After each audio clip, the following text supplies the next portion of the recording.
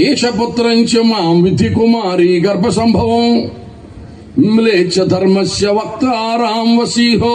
పలకన్న వెనకాల ఏషపుత్రంచ మాం విధి కుమారి గర్భ సంభవం. కుమారి గర్భమున యేసు అను కుమారుడు పుడతాడు. ఏషపుత్రంచ మాం విధి కుమారి గర్భ సంభవం మ్లేచ్ఛ ధర్మస్య వక్తారాం వసీహో అని రాశారు. ఓం శ్రీ కన్యాసుతాయ నమః 2 చోట్ల రాశారు. కన్యక గర్భవతి కొడుకుని కట్టదు. ఓం శ్రీ కన్యాసుతాయ నమః. ఎలా రాసి ఉంటారు? గెస్ చేసి రాయడానికి అవకాశం ఉంటుందా?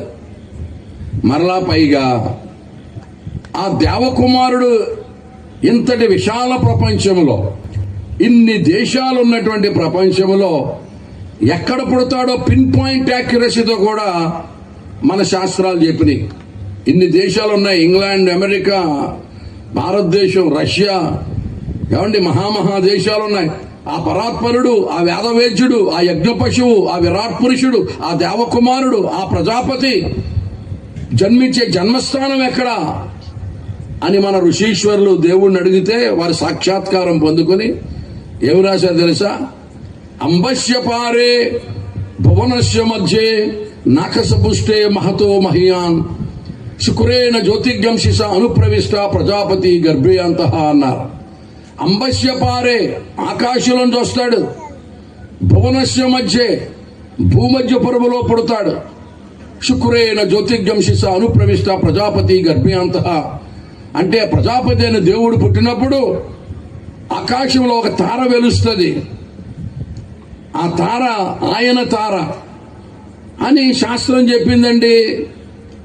కరెక్ట్గా శాస్త్రం చెప్పినట్టుగానే భూమధ్యపురములో బెత్లెహేములో ప్రభు అయిన యేసునాథుడు పుట్టాడు. అమెరికాలో పుట్టలేదు, జర్మనీలో పుట్టలేదు, లేకపోతే సూపర్ పవర్స్ అనేటువంటి రష్యాలో పుట్టలేదు, భారతదేశంలో పుట్టలేదు.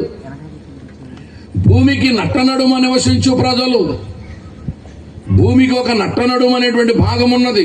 డిస్కవరీ ఛానల్ కొలిచి చెప్పారు. యేసు ప్రభు పుట్టినటువంటి ఆ బెత్లెహేము ప్రాంతం భూమికి మధ్య స్థలం అట. కనుక ఆ స్త్రీ సంతానమైన వాడు పుడతాడు. ఆయన ఒక రాజ్యాన్ని స్థాపిస్తాడు. అది అంతము లేనటువంటి రాజ్యంగా ఉండబోతుంది అని భవిష్యత్ అంతా చెప్పాడండి. చెప్పింది చెప్పినట్టు పిన్ పాయింట్ యాక్యురసీతో తూచా తప్పకుండా ప్రపంచ చరిత్ర నడుస్తూ ఉంది. దేవునికి స్తోత్రం కలుగును గాక. హల్లెలూయా.